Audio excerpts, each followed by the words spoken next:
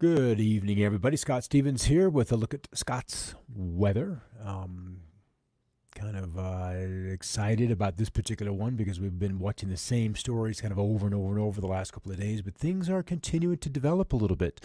We are beginning to see the Chinese floods potentially drawing to a resolution.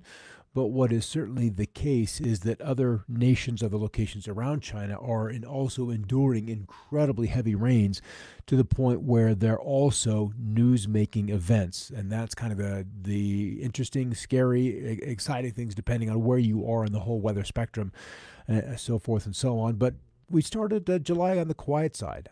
As far as intense tropical storms, we're up to what's like six. We've gone through Faye thus far, and now the tropics, after a quiet week last week, now are beginning to show just a little more activity. So we'll start over there. We'll head on over to Twitter, take a look at that, and see what's going on with that particular scheme of things, that particular story. But there's an easterly wave coming, an easterly wave that had progressed across the tropical Atlantic. Right now it's north of Hispaniola, and still it not really necessarily has some of the ingredients to be an area of interest, but not necessarily all of them yet have come together to provide us with kind of an interesting story. A little farther out to sea is number two. This one a little more southerly latitude, and this gives it more time to stay south, to come together. So this could be a threatening incident towards the Caribbean, the Lesser Antilles, as we move towards the weekend. So at least there's a little bit of something happening up in the tropics. A little bit closer to home, I found this kind of interesting. Being in bear country last night with the dogs, as I was out, again, it was a little post-midnight and dark, no stars, no skies, a little bear just up the street, walking around. You could hear it. I could see it in the dim starlight. And I'm like, all right, guys, girls, the little ones, the dogs, let's get inside. They had no clue. Otherwise, they would have taken off after it. And so I just kind of just guided them with a little urgency. Let's get back inside. But, what do you do? What do you do? They say don't make eye contact, and maybe that's with cats. And you certainly don't run, and that's certainly with like mountain lions, tigers, and so forth. But, when one of these little guys come wandering around, you just slowly take it easy. And in bear country here, so always the threat of waking in. Hey, Vicky, good to see you coming on board here. And I know you've had a little bear experience. And here we are with the tropics. We've got a couple areas to watch, as we just previously mentioned. So maybe the quiet, and I shouldn't even say quiet since we're already at letter number 6. Let's just say it's the non-energetic beginning to the tropical season, because the storms have not reached hurricane strength yet, and in my eyes, that is okay. It's easy to deal with a tropical storm. Most housing threats and so forth and so on can handle that. Just another nocturnal complex of storms with cloud-top temperatures with the strongest updrafts near 85 below Celsius. That means they've approached 65,000 feet in altitude. Air traffic knows to stay away. So those are some giant storms. Remember, most planes, in fact, rare, exceedingly rare, is the 737, 787, those kind of airplanes that they don't go above 39,000 feet. Rarely do they go above 37,000 feet. So to have these babies nearly twice that altitude, not quite, but twice that altitude, that means these were substantial storms last night. Yeah, we're looking at thousands of Vietnamese broadcasts reporting that the CCP is trying to relocate hundreds of thousands of Chinese nationals to other countries, including Vietnam, Cambodia, etc., because of the huge amount of flooding that is ongoing in China. They simply just don't have the emergency housing to deal with these people and simply the locations. If you're moving people that are flooded out of their homes, obviously their neighborhoods are not suitable to set up tents like you could in a tornado. When that baby rolls on through, you would see, tents and FEMA come in and build up temporary housing on site. But in these flooding scenarios, that just simply isn't a possibility, because this is what's happening. They literally have to make do with where they are. They still have to eat. They still have to prepare foods. They still, entertain themselves. So there's an incredible resilience and just making do with what nature has given them in the moment. And I was literally stunned to see this video of them playing mahjong out in, water that's, 2 foot deep, and running 5, 6, 7, 8 miles an hour. That's not a small event. So you endure, and you got to give it to these people. They've endured a lot over the last 2 3 years, and it just keeps happening. It's just 2020 just is not about ready to let go. And so the flooding continues to spread in China. Hawaii, China, our province was hit extremely hard the last few days, with some cities seeing the highest water levels in recorded history. And this is essentially why there's no place to build this temporary housing. There's just no dry ground. And with the rains continuing to come, they really need to get them out of the threat of additional danger. When the water's 4 foot, 5 foot, 6 foot high and continuing to rise, and probably more significantly, it's the dams. It's truly the dams. Are they capable of withholding the rain and the waters that are still coming at them? So the largest dam in the world is at risk of collapse. The Three Gorges Dam on the Yangtze River in China has been warned that the structural integrity for years, and now with massive flooding, 440 million people could be affected. And long term, could this affect the collapse of the CCP? In some ways, it's kind of a fair question. Authorities admit the Three Gorges Dam has, quote, moved, leaked, and distorted. That on the same day the dam saw the most severe flooding of the year. And then in South Africa, where they had been dealing with a historic drought, they're finally pulling back those drought restrictions in Johannesburg. Breached levees trap tens of thousands or thousands as flooding in China worsens, whereas in South Africa repeals the state of disaster for the drought. And it's crazy because I think it was just this past weekend, or certainly within the last 7 days, they had 2 winter storms which refilled or took their reservoirs from about 9% full at the beginning of the winter season to running about 72% now, and that's enough to alleviate those kind of particular concerns. Yeah, Vicky, 440 million people. That is incredible. And how many Americans would be out there cooking on a table with that kind of water flowing right there? That's showing a bit of fortitude. Flooding in China disrupts medical, PPE suppliers, and shippers should expect delays. And that honestly only makes sense, because what kind of shipping can happen on those riverways? What docks are still open, operational for embarking and then disembarking? It just isn't happening. So new photos of the PLA officers that drew the shortest straw at working at the creaking dam. Yeah, bless their hearts. They're kind of enduring. And it isn't just China. Northern Vietnam, remember, they share that southern border, Vietnam with China, hit by deadly floods and landslides as they've just ended their longest heat wave in 49 years. And again, Kathmandu cut off as flooding has been incurred in that area. So it just keeps going on. So what I want to do is bring up a forecast model. This China right here, we've got Mongolia, Russia's up through here, Japan underneath some shading where they're getting some rain, those islands sticking out of those, all the humid airstream coming through, Vietnam down through here, India here. So just so you can kind of get some bearings, Iran, Iraq, Syria, and the Mediterranean. So I'm going to scroll this forward, and what we're looking at are these red stripes. Red indicating 2, 3, 4, 5 inches worth of rainfall, fresh rainfall within a 24-hour period. So every click is a 24-hour period worth of rainfall. So we've got some heavy rains up in northern China presently, and South Korea also having just gone through a nice little wet spell. And over the next 48 hours, that heavy rain continues to move across the Koreas. So it's my feeling that by the end of the week, we may be seeing additional flood stories coming out of the Koreas. And then it looks like the middle part of China, certainly the south coastal areas on through here. We've got Taiwan and Hong Kong, and then Vietnam and through here.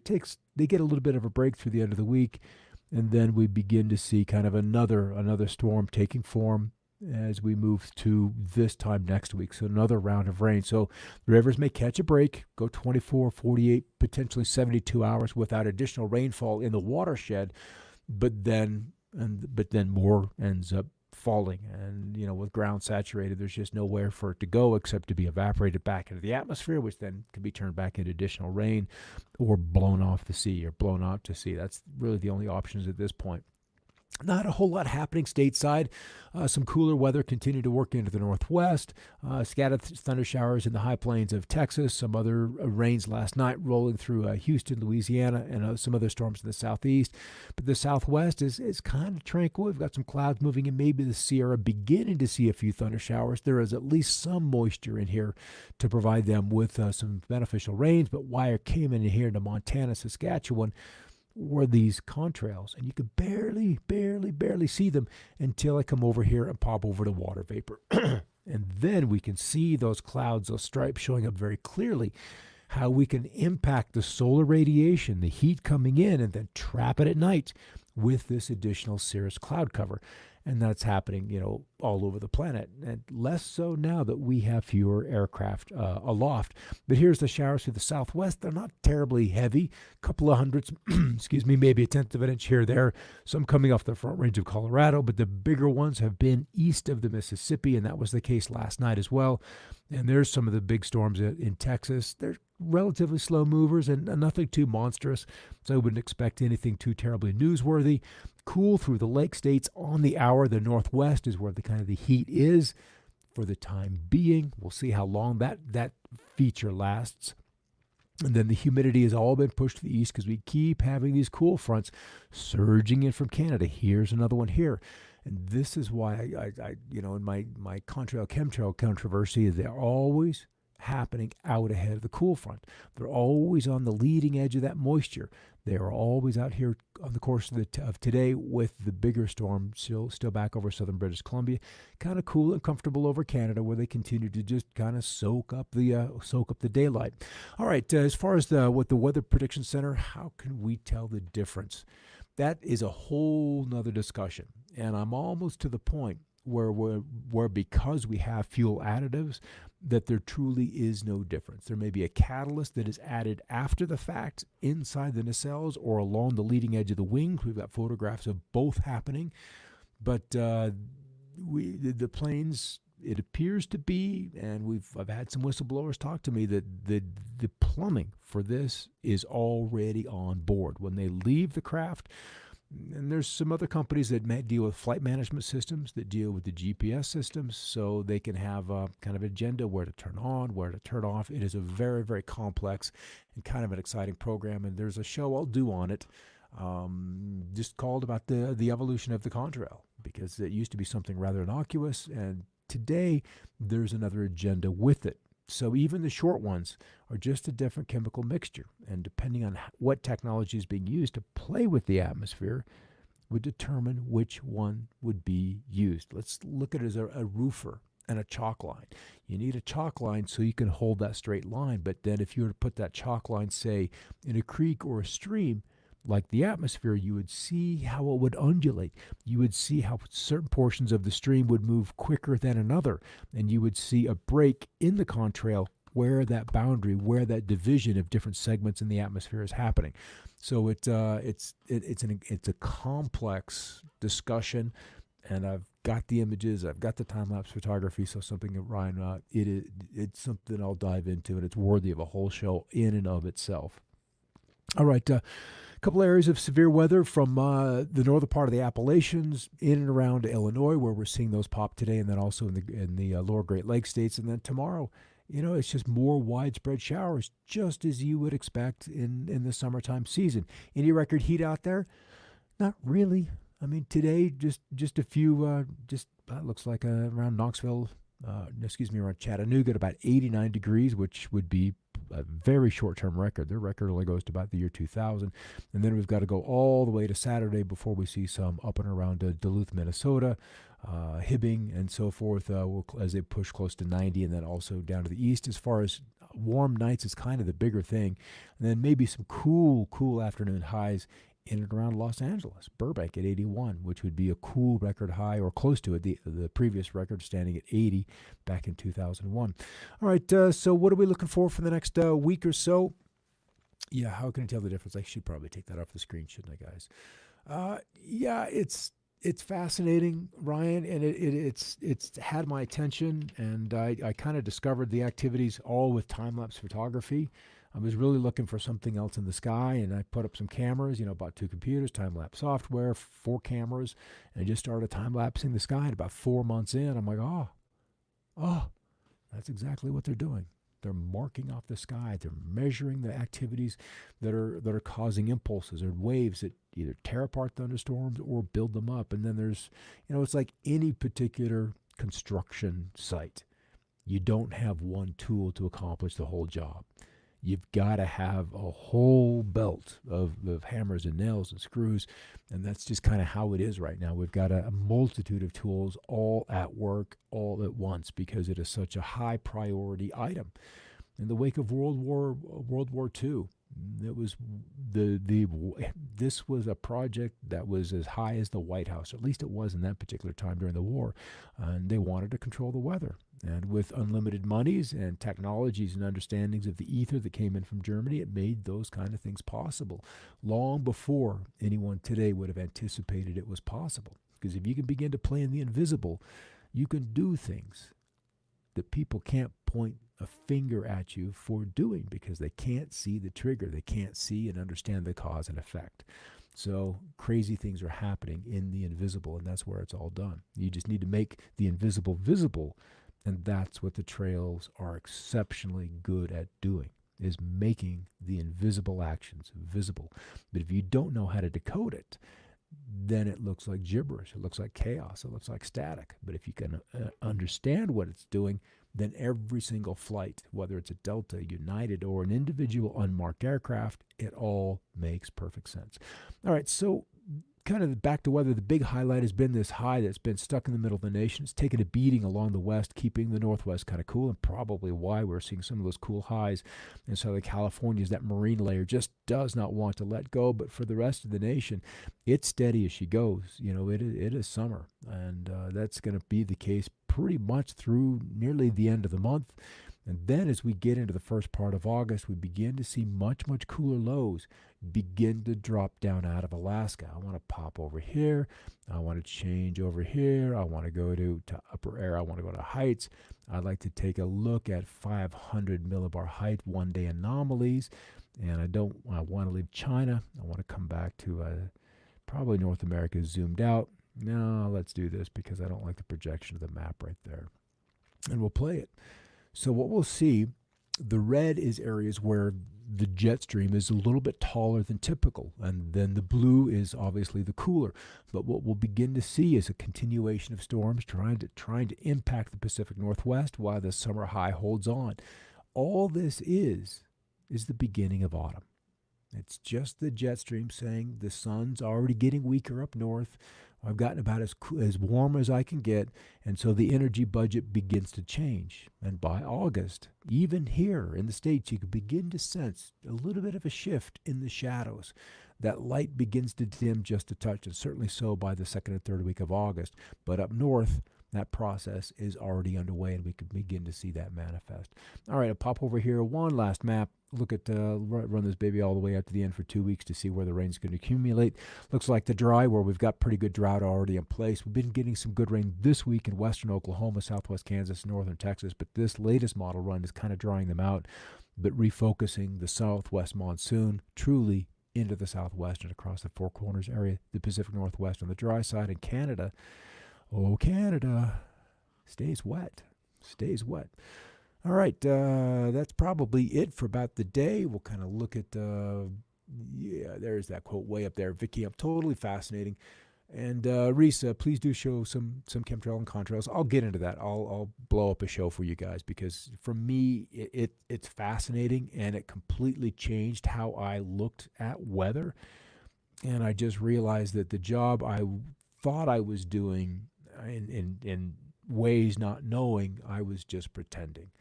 And you can only pretend so long before you just kind of throw your arms up and say, hey, I want to tell the audience, why we didn't get the snow that we were supposed to get. It just didn't happen. The storm is all coming on in, and then it just dissolves. It just warms. On the satellite imagery, you can see this big old warming blob show up right in the middle of what should be the heaviest part of the snow. And that was just frustrating because I was forbidden to tell why. why we were seeing these kinds of manipulations in the weather. And so that goes on. And the poor weather guys, they don't know any better. They get grief for not getting it right, and they don't know why they're not getting it right. And you just kind of have to step out of the box that you've willingly stepped into. But it takes a little bit of courage to step out of the box and take the barbs that come, because you've done the right thing by getting out of the box. All right. Yeah, it's truly what it was. And when I realized how grand a scale, Ryan, that it was, my stomach sank. And I was not quite sick to my stomach, but I realized how I viewed my beloved weather, because conspiracy was something that I was truly interested in. It was fascinating, rather than just taking everything that was presented to you hook, line, and sinker. And so if not all stories I looked at, whether I knew it or not, I'm like, okay, there's a little more to this, and what I'm being presented doesn't make sense, or there's just more to it, and I'm hungry and thirsty and intellectually curious enough to go figure it out, to go find it out. And I needed to figure this out. So yeah, disillusionment was tough, and I knew if I ever shared this, that at some point in time I'd lose my job. It took 11 months, but I knew I was doing the right thing by going public and talking about it, because then that freed me to meet other people that I would have never met, and storm chase and get papers written, and just be on a stage that was, not to sound grandiose, but bigger than a small town TV station just doing weather, even though you enjoyed it. But I was even kind of bored at that, because I knew deep inside that there was something else coming, and it just took contrails and chemtrails to get me there. Go figure. The divine always has the funniest way to get us to admit that you're not content where you are, and it's time to go swimming in another direction. All right, guys, thanks for stopping by. Good to see you there and participating. Yeah, and yeah, Risa, it's crazy how often I look at North Texas weather just because you're there. I'm curious to go see it in person, to see those big open skies of West Texas. All right, everybody, take care. Have a great night, and keep looking up, and I'll see you tomorrow for another perspective, and then, of course, another look at what's happened in our crazy world of weather in 2020. All right, have a good night.